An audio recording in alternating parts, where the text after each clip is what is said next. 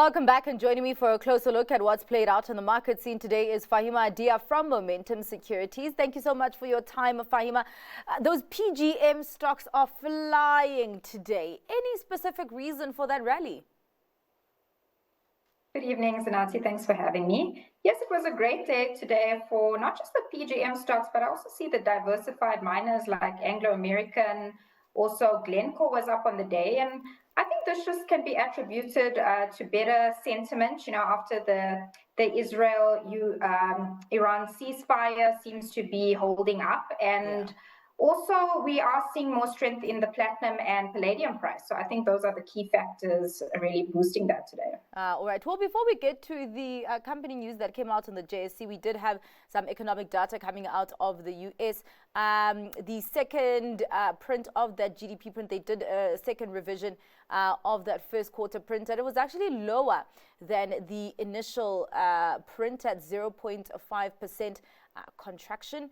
And of course, I'm just wondering, does this then signal risks that still linger for that economy? Definitely, because if it's already come in, weaker than what they initially estimated, and considering this was just quarter one, so we didn't actually see the full impacts of the tariffs there. And now, when we actually see the broader impacts of the tariffs start to trickle through in the next few quarters, I can expect that could have an even bigger impact in terms of growth declining. So a lot of risks, I think, to the GDP outlook for the US at this point. All right. Well, let's drill into the company news that came out on the JSE.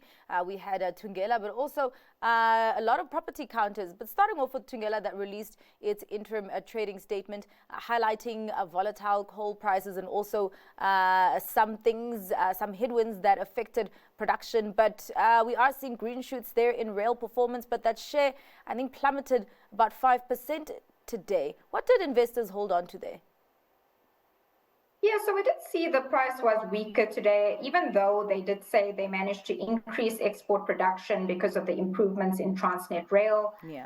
So that is seeing improvements due to fewer security issues, and they've also added some locomotives.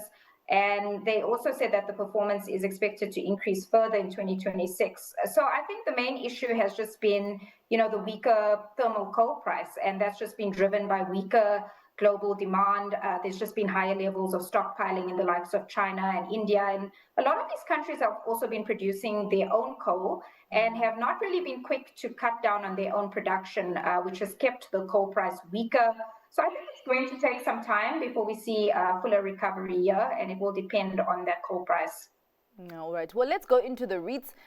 Growth Point came out with a 9-month investor update there. The company is saying that it saw improvements in its South African portfolio in all three sectors of the property market that they are in. Of course, we saw the V&A waterfront showing off again. I was actually there during the weekend, and it is actually crazy the footfall that we're still seeing there. The company also still optimizing its portfolio domestically and internationally.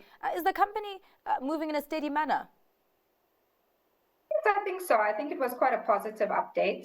So they said their full year guidance is now showing growth in distributable income per share of 2 to 3%, and have also said that the property fundamentals in South Africa is looking a lot better.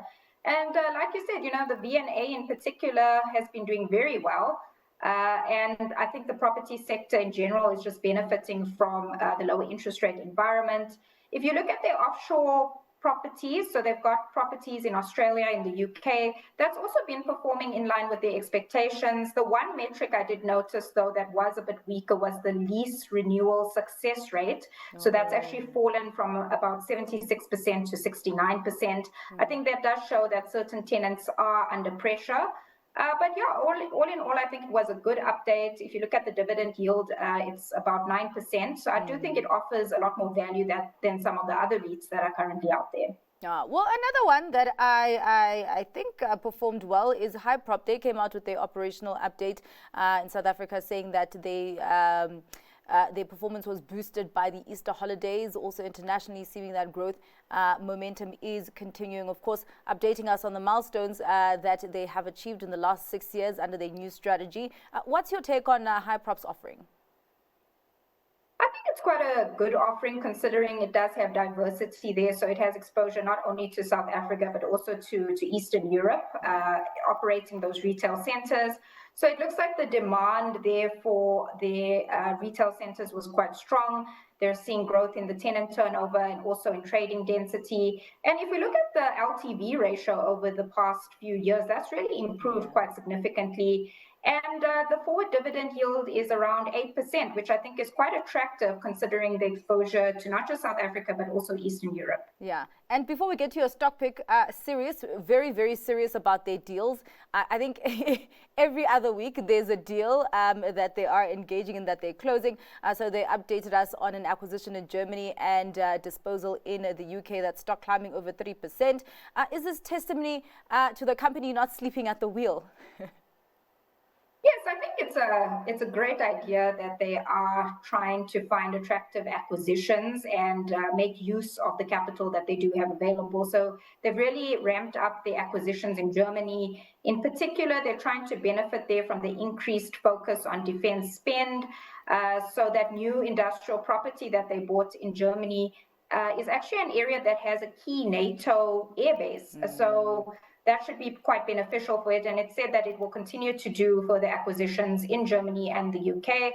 Looking at the valuation also on a dividend yield of about 5.4%. So that's also higher than, the government bond yields in the UK and also Germany. So I do think that's also offering value at the moment. All right. Well, what else do you see offering value? Your stock pick for today, Faheema?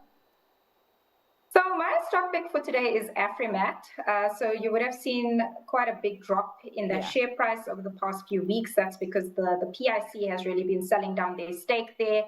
And I think what's driving that has been the weaker iron ore price. Also, when they initially acquired Lafarge, which is that cement business, there were some losses. But since then, they have managed to turn it around.